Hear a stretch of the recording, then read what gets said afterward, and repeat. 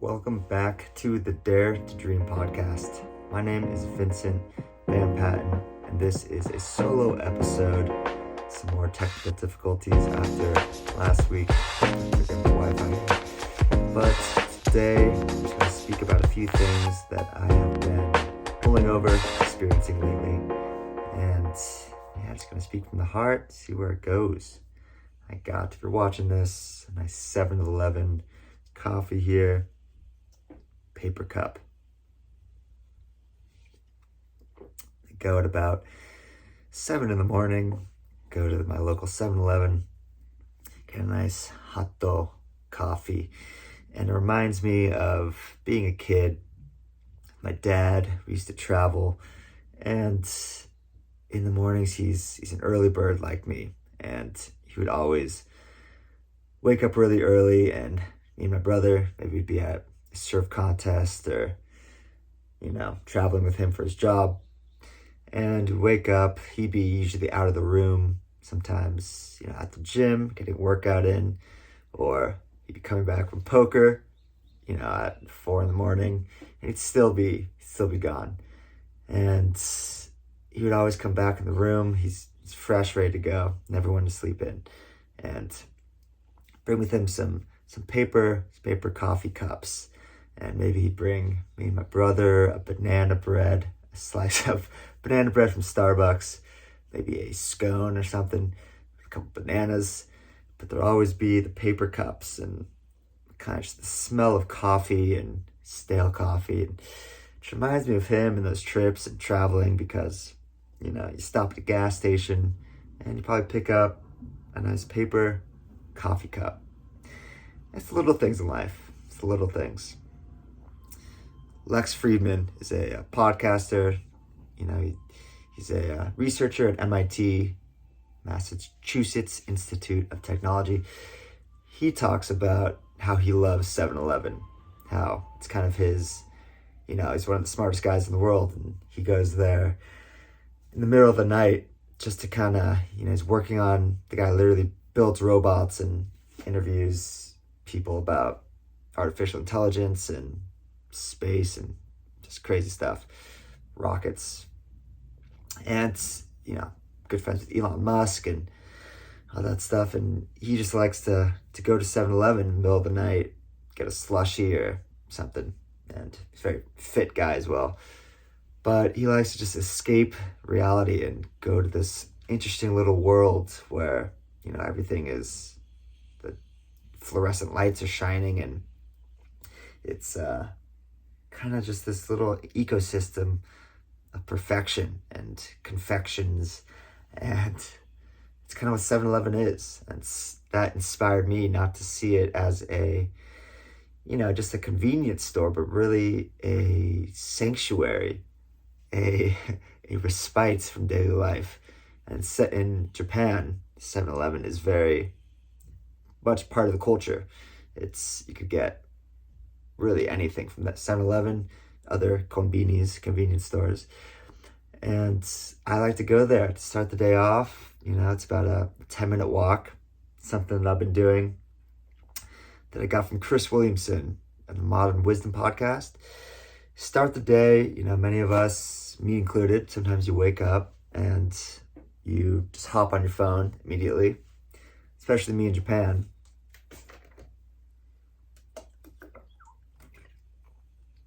I wake up and I usually have a barrage of texts. I'm grateful to have it. I'm very lucky, from my friends, and I'm in a couple group chats. But when I'm asleep, they're all booming, and then I wake up to 20 texts, and it's very tempting just to sit there, scroll, check my emails, go on Instagram. But before you do that, something that I've been doing that's been very helpful: go on a walk without your phone. 7-Eleven for me is perfect, because 10-minute walk, leave my phone at home, and you want to, this is an Andrew Huberman thing, who's one of the neuroscientists and the leading kind of authority on just health and brain health. And you want your eyes to see, the real world, faraway landscapes and blue sky, before you start looking at a blue screen and blue light from the screen. So I like to take a little jaunt to, it kind of knocks all these birds off with one stone. I get my coffee, paper cup. It's got the 10-minute walk in. I come back, I see the surroundings, the sky, what have you, and come back ready to go. I've accomplished something, and that is going on a jaunt. You think about some things, and it's a great way to start the day. Highly recommend it. Now that is all established, what I want to talk about today is a pretty exciting thing which happened to me this week. So I've been writing on medium.com, which is a blogging platform, for about 6 years. And I started after I graduated from college to really figure out what the hell I should do with my life. And I recently, yesterday, went back and read my first story and said, I think it was called My First Venture. And it's pretty funny because it's the same stuff that I write about today, just in slightly different voice. And it was all about just not knowing exactly what to do. It's the first time in my life where I'm feeling like I have complete choice over which steps to take, because you're no longer just studying to pass tests, and you don't have a clear roadmap that says go to school, get a degree for 4 years and have as much fun as you want, do whatever you want pretty much while you're at school, but pretty much you just have to get that done. Now you're out in the world, you have nobody telling you necessarily you have to do anything. It's up to you to get a job. It's up to you to pursue things, on the side, pursue passions, believe in yourself. There's so much possibility, and for so many of us, that is quite daunting. And that first story, why I started writing, was to unpack it a little bit, because I realized that I didn't love journalism, which is what I studied, so I had no clue what to do. And I started blogging just to kind of make sense of it, and realized that I love traveling more than anything, and that I love travel writing. So just exploring a place on the page, pretty much. Exploring the history and how it all connects and what it means to me, and my experience being there and what it brought out of me. And nothing has really changed over the years, Obviously I've done things, but I've just become a truer version of that. I've kind of accepted it more and more and leaned into it as much as I possibly can. And I've gone through waves over the years of, bouts where I've thought, I'm going to give this a shot and be like a blogger. So I should be, I stuck to a writing schedule, posted 5 times a week, stories about writing and reading and philosophy and spirituality. I wasn't traveling really at the time. This was kind of during COVID. So it's much more of just like things I was learning and sharing. And that kind of, even though I was writing about things that I really enjoyed and was interested in and am interested in, it was taking the fun out of it, because sticking to a schedule and I was placing expectations on what I was going to get out of it. I was starting to believe that, if I wanted to make money writing online, I was basing my happiness on whether articles did well. Claps, medium. Sorry, I'm drinking some green tea here. Yes, green tea and coffee. So I realized that I don't want to be a blogger.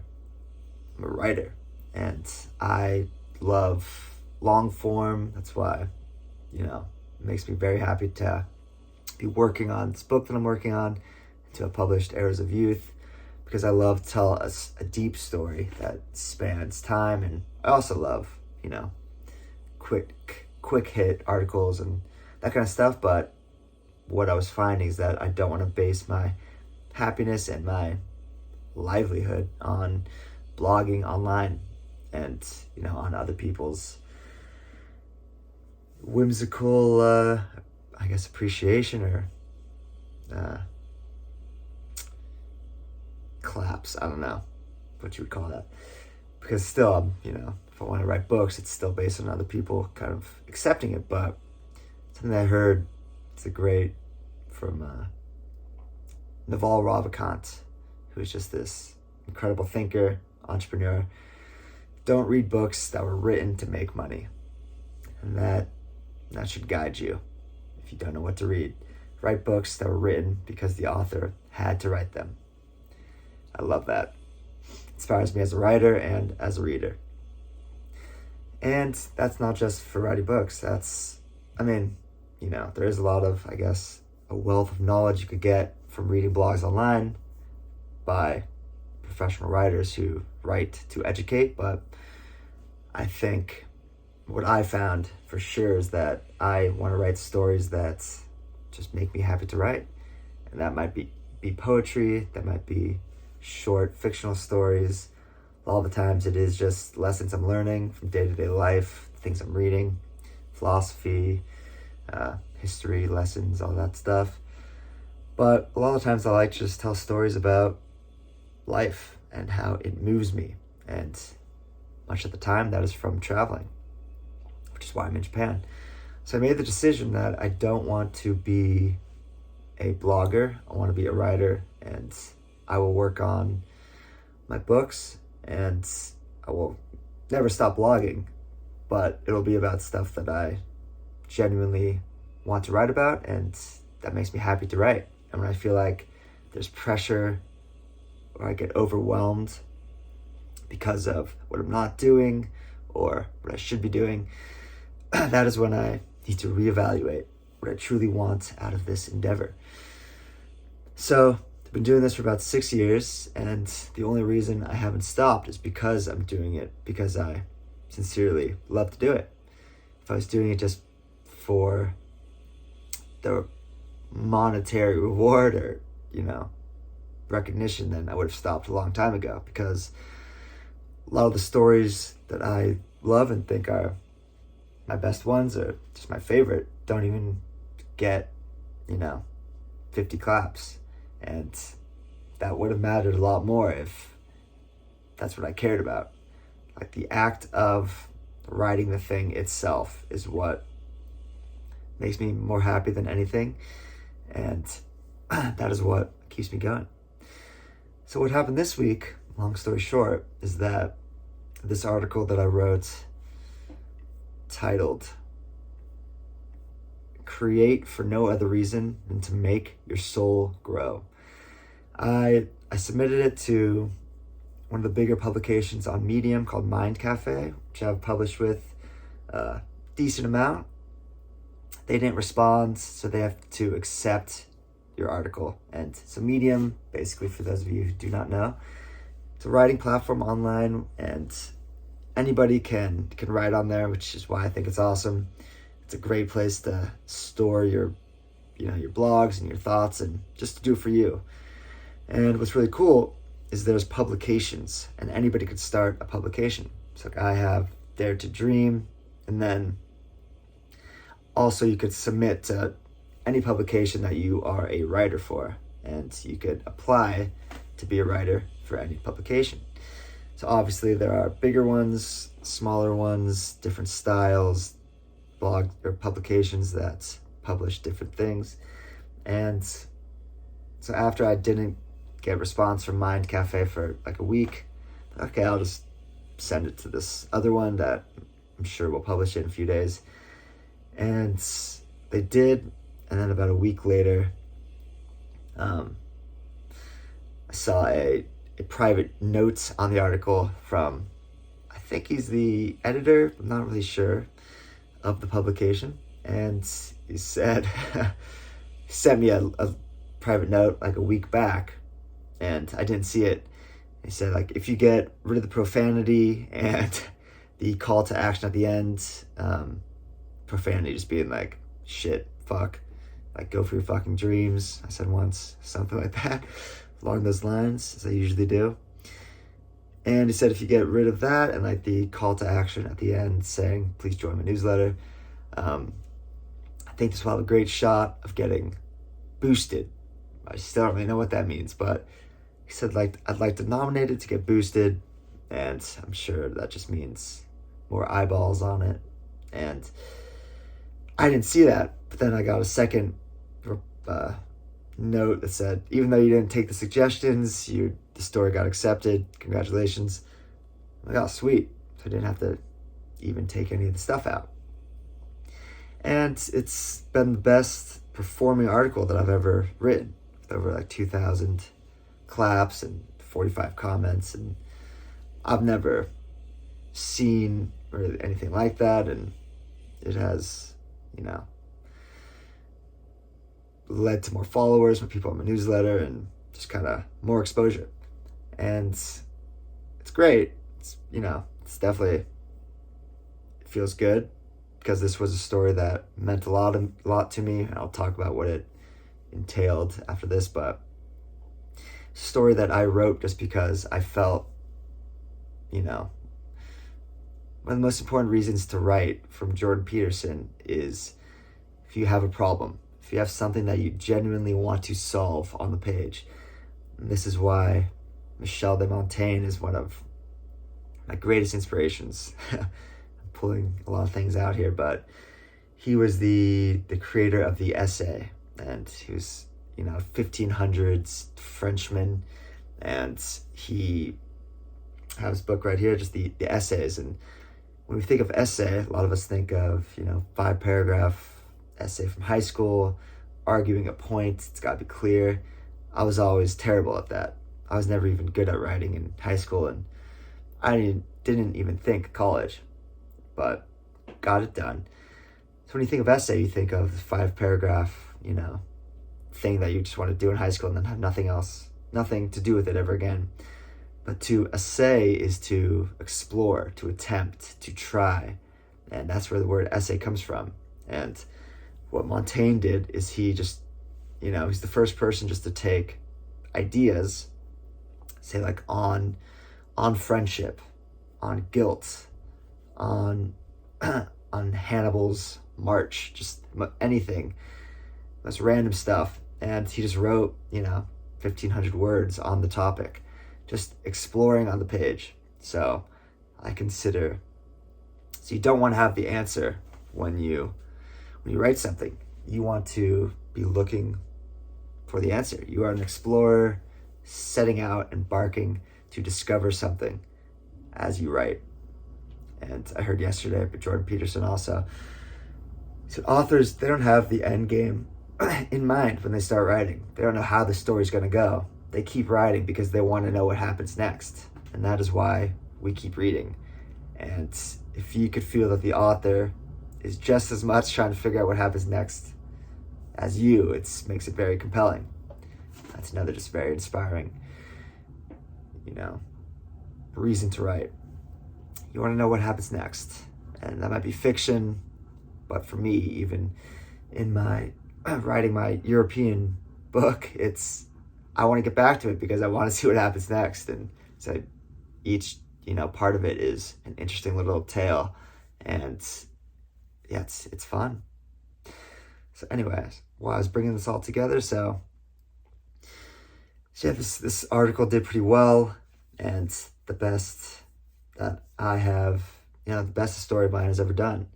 And it's because I have done it because I sincerely love it over the years.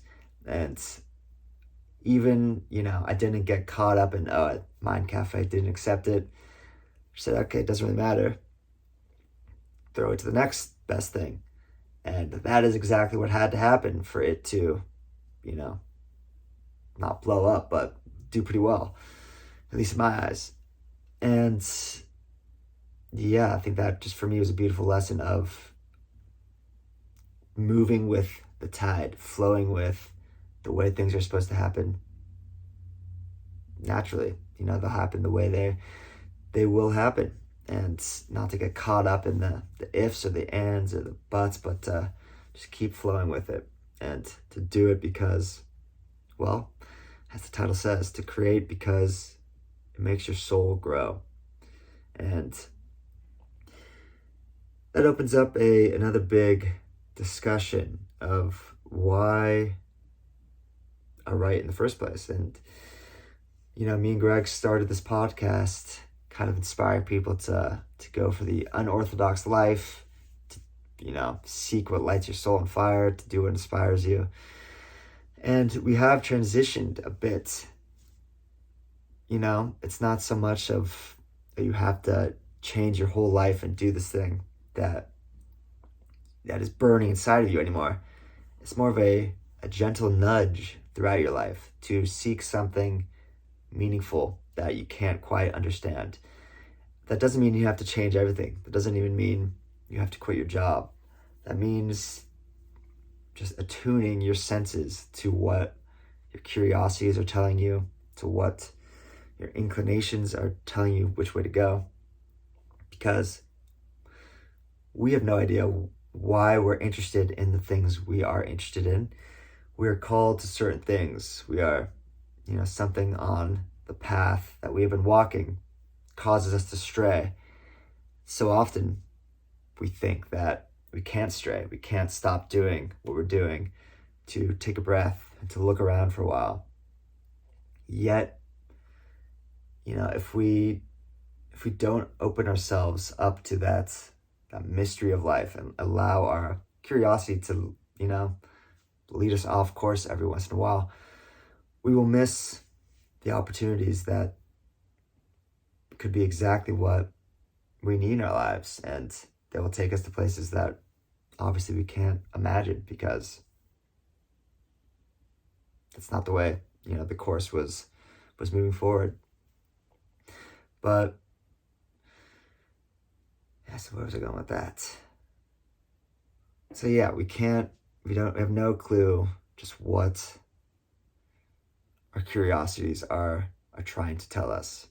And what has been very important is setting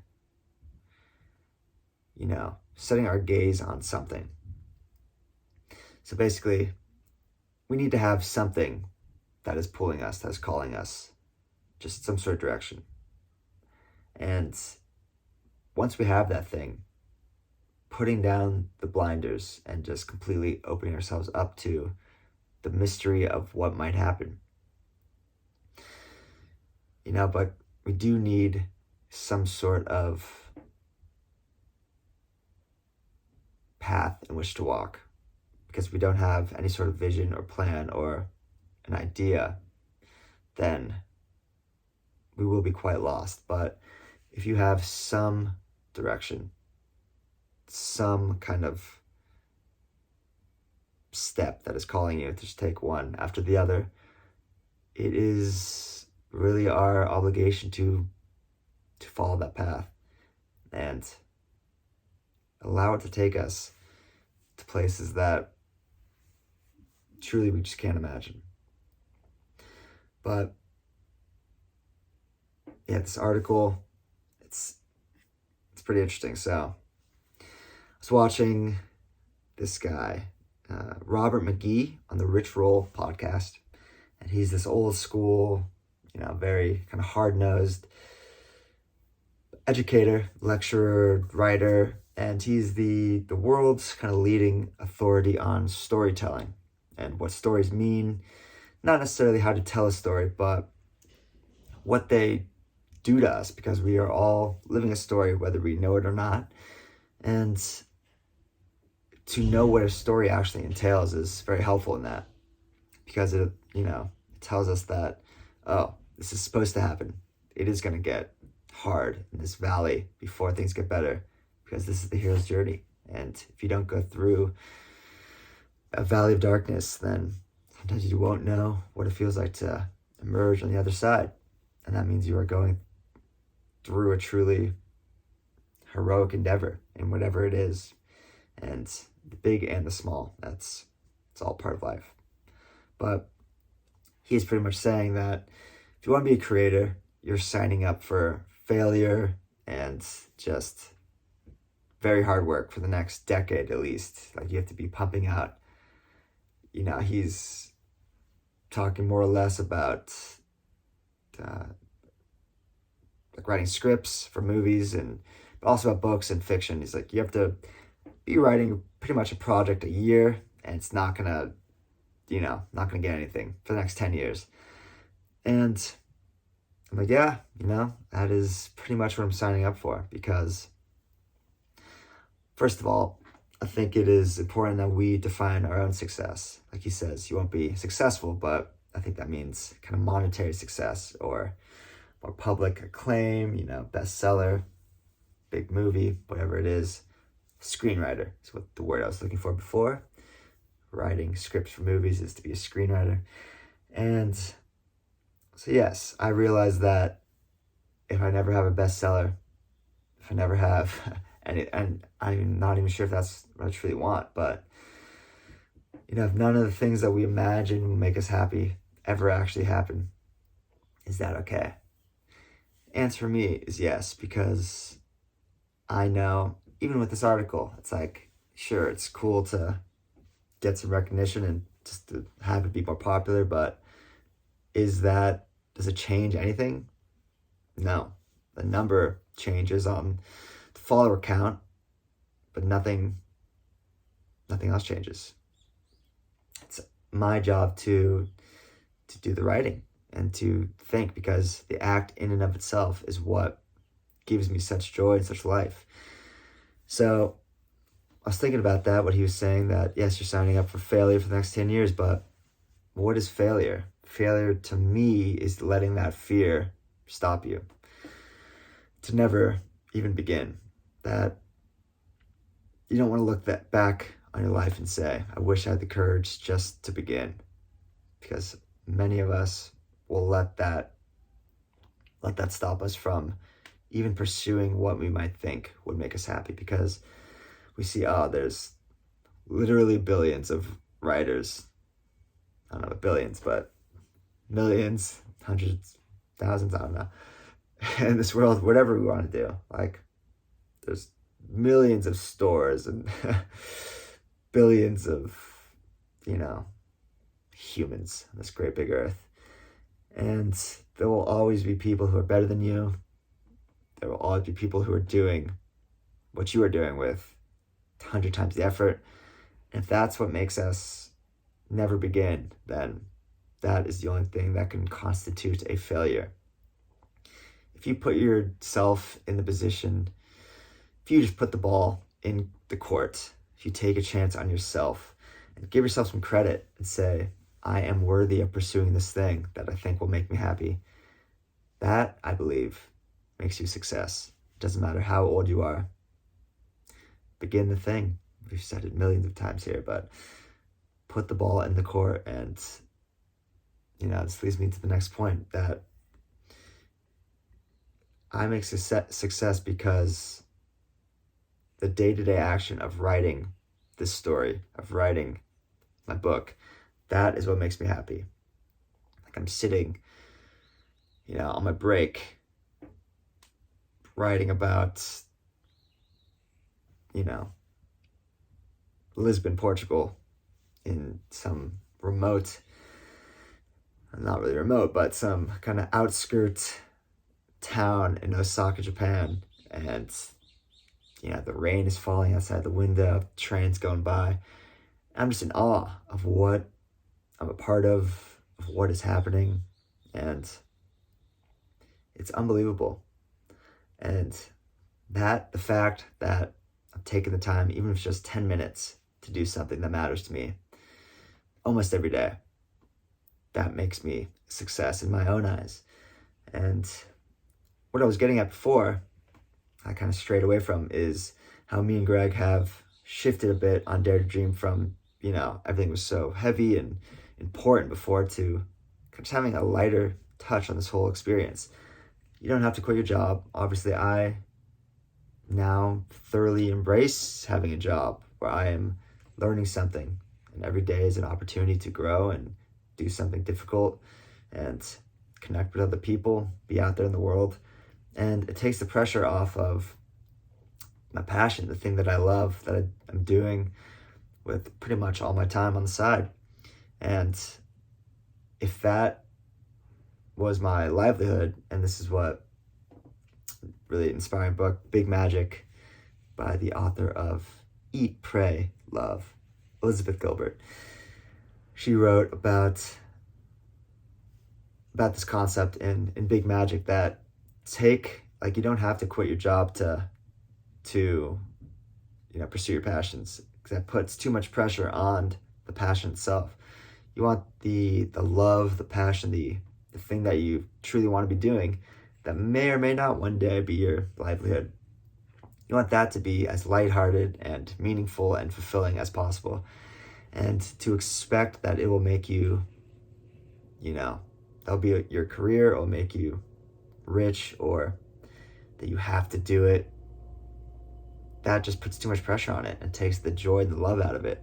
And this kind of brings it full circle of, that's why I started writing in the first place. And then if you do it for that reason, you never know what's going to happen.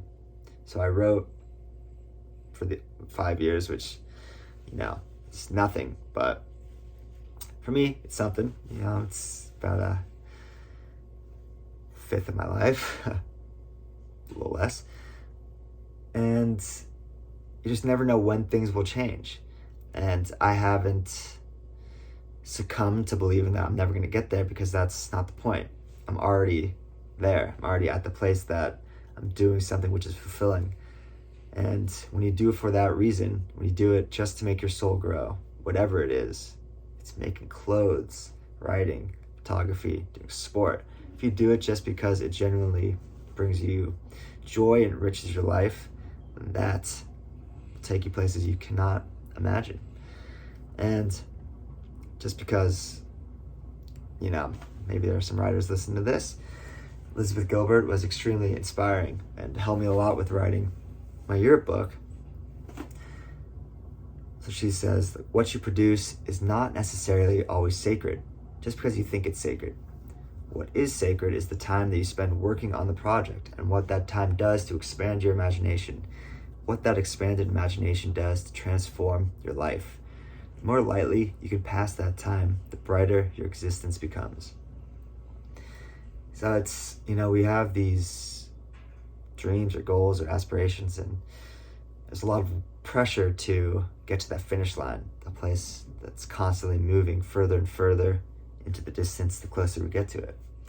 Because the finish line is sitting in that shop in the outskirts of Osaka writing my book. That is the place. That is the finish line, which I arrive at every time I sit down to do it. And obviously completing the project is always, well, I've only done it once, but it's cool to see the complete package all come together, and there's no denying that. But the process is truly what makes it all worth it. And another very inspiring point from that book is that I thought, I'm young and I have lots of doubts about my capabilities, especially as a writer. It's kind of seen as more of a mature task, I guess. Like, you should have experienced if you want to tell people things. And, that was definitely a hurdle to get over in Arrows of Youth, my first book. And it's definitely one that I'm grappling with now, because this book is just more of a whimsical travel story through Europe, and it's more lighthearted and fun. And I put pressure on myself, like, does it have to be more than that? And I think the answer is no. Like, it's already taking its shape of its own. And Elizabeth Gilbert says, feel free to start sharing your perspective through creativity, even if you're just a kid. If you are young, you see things differently than I do. And I want to know how you see things. We all want to know. When we look at your work, whatever your work may be, we will want to feel your youth, the fresh sense of your recent arrival here. Be generous with us, let us feel it. After all, for many of us, it has been so long since we stood where you now stand. And that just knocked my socks off, because I haven't thought about that, where I don't need to be faking who I am and say, this is what I'm going through, this is what I could teach you. just by being you, you have a perspective that nobody else has. And giving that, even just giving advice to a friend who needs it, we think that we have to have the answers, but just being in our position for so many others is a fresh perspective. And we can't possibly understand how sharing, what we feel inside, or being vulnerable, sharing what we believe, can truly have a greater effect than we could possibly imagine. So that's essentially it. So this has been a cool week, seeing that something that brought me a lot of joy has resonated, and it's been amazing seeing that this article about pretty much everything, the things that I just talked about sharing perspectives, about doing it, creating, just feel your spirit, your soul grow, is really the reason, it's really the best reason, I believe, to create in the first place. Because if you do for that reason, you can't possibly imagine what will happen. There's doors that will open that you just can't foresee. Perhaps it will turn into something more if that's what you want. But if you create, if you put pressure on yourself, that, your work, your anything, any kind of goal or finish line that we say we have to reach this or else it's a waste, that limits the possibility. Because then, even if I said, this article didn't get published in Mind Cafe, even the act of it, writing it shaped me so much. If I didn't reach that goal, if that was my, my finish line, I still would have felt like I let myself down. But because that wasn't really the goal is just to do the thing in and of itself, look what happened. People saw it that I didn't expect to see it. They shared it in ways that I didn't expect it to be shared. And now it's kind of got a life of its own. And that is what is possible. Alright, fam. I think that's going to cover it for episode 126 of the Day Stream podcast. This was a fun one. Hope you enjoyed me rambling a bit. Much love.